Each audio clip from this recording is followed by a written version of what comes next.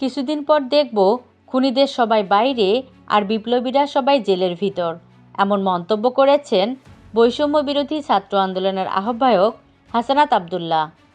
সোমবার দুপুরে নিজের ভেরিফাইড ফেসবুক অ্যাকাউন্টে দেওয়া এক পোস্টে এমন মন্তব্য করেন তিনি।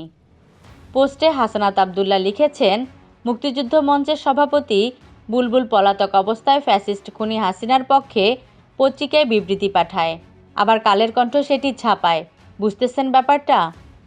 হাসানাত আবদুল্লাহ আরও লিখেছেন, দেশের মিডিয়ায় 1.5 যুগেরও বেশি সময় ধরে আওয়ামী দালালদের আধিপত্যে, তাদেরকে সরানো যায়নি।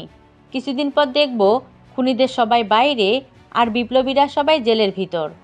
শফিক ভাই, আপনাদের সুশীলতা আপনাদের গলায় দড়ি হয়ে না ফিরুক।